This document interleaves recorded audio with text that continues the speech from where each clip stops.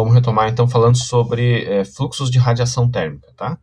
A gente já falou até agora sobre uma ideia geral sobre radiação, sobre o comportamento que ela tem espectral, né? Uma noção básica sobre o seu comportamento espectral, sobre o seu comportamento direcional, também a gente não vai estudar o comportamento direcional de radiação, e a gente só deu essa noção básica até agora de radiação, tá? A partir de agora a gente não vai estudar quais são os fluxos de radiação térmica importantes. Quando a gente falava, por exemplo, é difícil trazer uma analogia com as outras duas formas de transferência de calor. Quando a gente fala de condução, existe um único fluxo de condução de importância, que é o próprio fluxo de condução. É evidente que esse fluxo de condução, dependendo da geometria do problema, ele tomava uma forma diferente, né? O fluxo de condução em regime permanente ele tem uma determinada expressão, em regime transiente tem uma outra expressão. Convecção é uma única expressão para convecção, e o importante lá em convecção era determinar o coeficiente de transferência de calor, né? Já em radiação não, a gente tem que entender uma série de fluxos de radiação que podem existir num problema para poder entender as propriedades das superfícies e as propriedades da radiação, tá? Então eu vou começar fazendo isso aqui. Se vocês tiverem dúvidas, podem ir escrevendo ali, tá?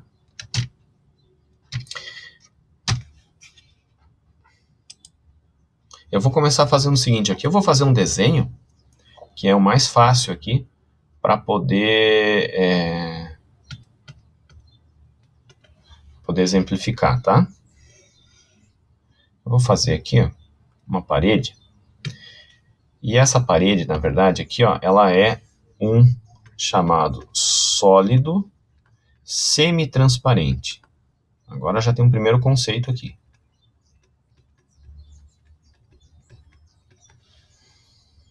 Ó, sólido semitransparente, tá? E eu tenho aqui uma fonte de radiação incidente.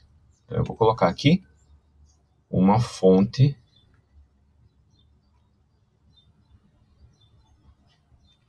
radiação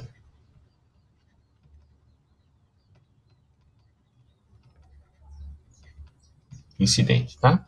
Então eu começo essa figura assim. Agora alguns conceitos aqui. O que é um sólido semitransparente? Aliás, transparente. O que é um sólido transparente? Por exemplo, vidro é transparente? A janela de vidro é transparente? Bom, é muito provável, né?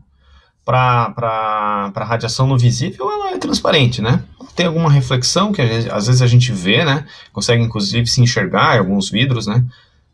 Mas ele é transparente, né? Já o espelho, né? O espelho não, tem uma película atrás justamente para refletir a radiação no visível, né? Agora, vocês acham que um vidro ou um espelho, ele é transparente à radiação térmica?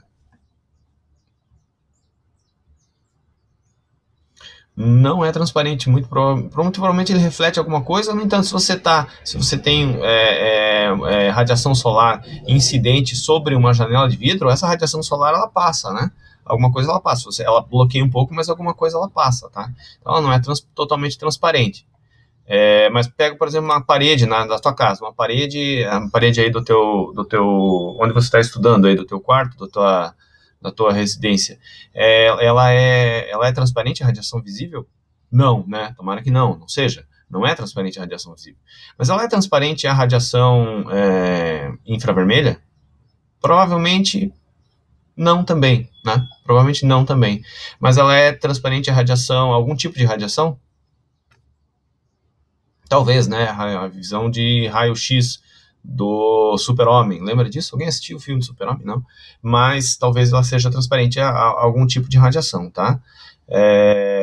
As de rádio talvez seja transparente às ondas de rádio, é evidente, né? Até porque a gente tem transmissão em determinadas frequências aí, e essas ondas eventualmente chegam, né, com uma qualidade ruim, mas chegam em vários cômodos aí da casa, né? Mas, por exemplo, então uma parede de uma residência, ela é o oposto, né, do transparente, a radiação visível, ela é opaca. Opaca a radiação visível, né? A radiação térmica, difícil dizer, né? Difícil dizer. Muito provavelmente ela é opaca, a radiação térmica também, tá?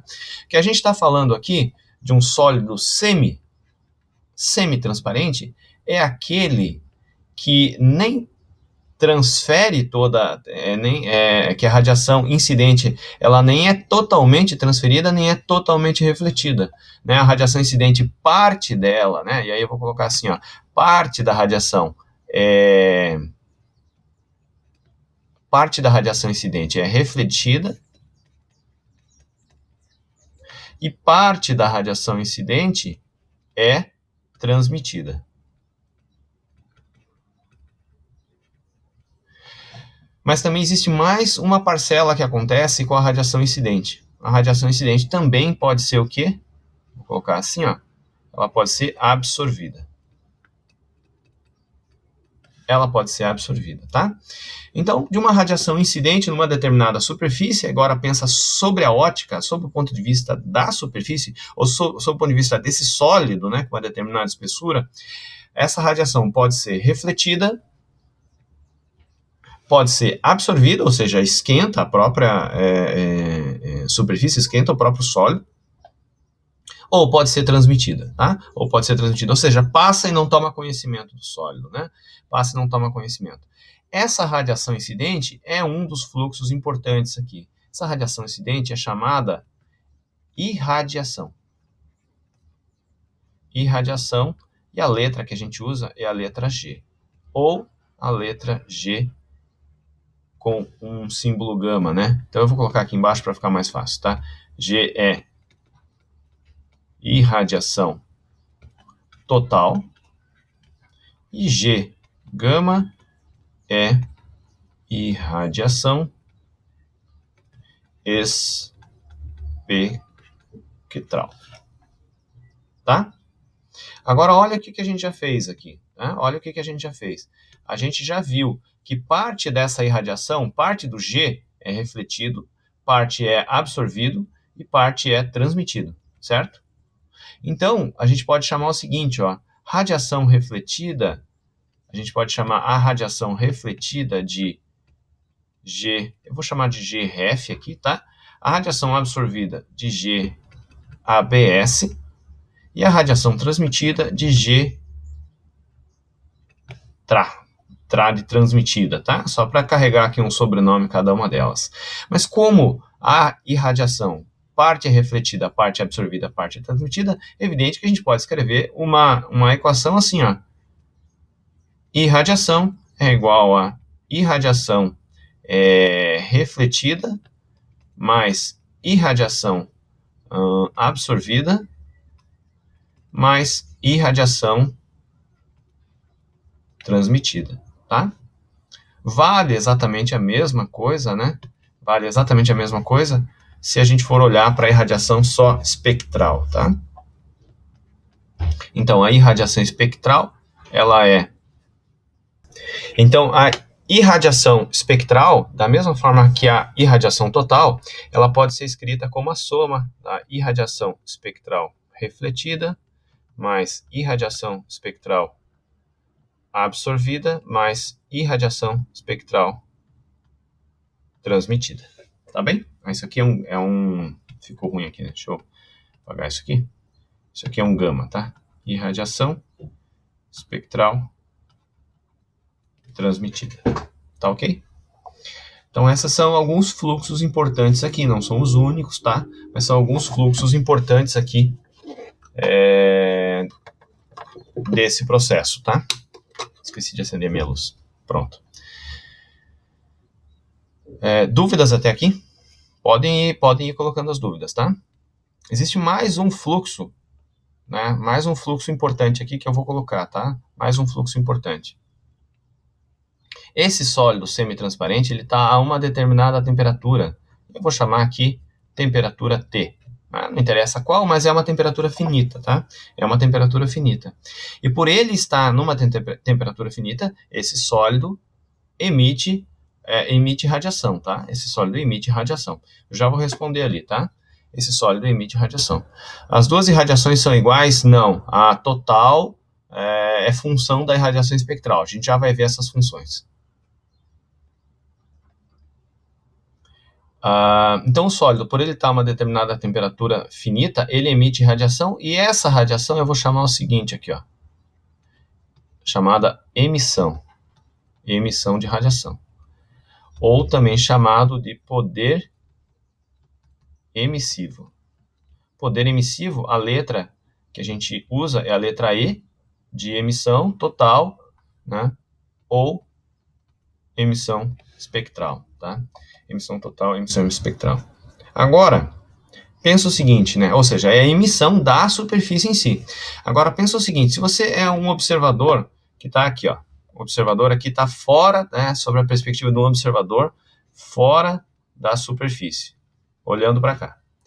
Qual radiação que esse observador vai sentir chegar nele? Ou seja, é uma lente de uma câmera, ou é a lente da câmera termográfica, né? Qual radiação que esse observador vai sentir que vai chegar nele?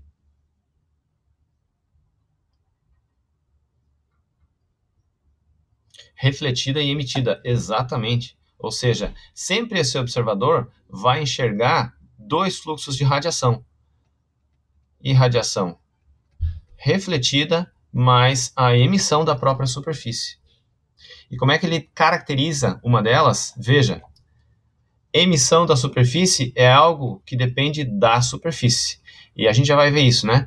E radiação ou irradiação refletida, ela depende da superfície, só que também depende da radiação incidente, tá? Por enquanto a gente não precisa entender essas relações entre esses dois fluxos aqui, tá? Mas o que a gente precisa entender para completar essa figura é que essa por quando a gente está sempre interessado em fluxos de radiação que estão deixando a superfície, né? Ou seja, fluxo de radiação que deixa a superfície é sempre a emissão ou o poder emissivo mais a irradiação refletida. A soma dessas duas parcelas aqui, então, ela ganha um nome. Então, a soma das parcelas de irradiação refletida mais emissão, ela ganha o nome de radiosidade J, tá? Radiosidade, tá?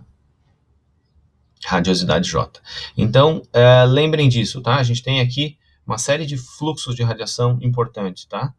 Uma série de fluxos de radiação importante. Eu vou anotar aqui na próxima página para ficar um pouco mais simples, tá? Só em resumo, tá? A gente tem, então, irradiação, letra G, e ela pode ser refletida, pode ser absorvida e também pode ser transmitida.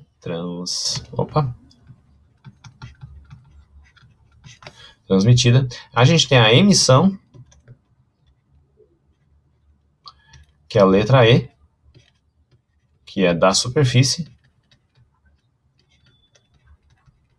E a gente tem a radiosidade,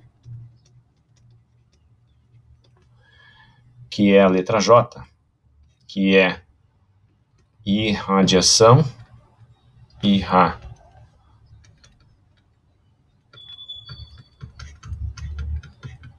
refletida mais emissão, tá? Esses todos são fluxos, tá? São fluxos de calor, tá? São fluxos de calor. Então, as unidades são as seguintes: unidades de G, unidades de emissão e unidades de radiosidade totais é watts por metro quadrado.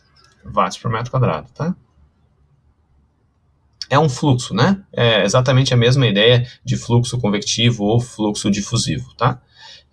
É um fluxo de calor. Quando a gente está falando de propriedades espectrais, ou seja, irradiação espectral, emissão espectral ou radiosidade também espectral, as unidades são fluxo por comprimento de onda, na verdade aqui, por micrômetro. Tá? Essa é a unidade dos fluxos espectrais, tá? Então aqui são fluxos totais e aqui são fluxos espectrais. Ok?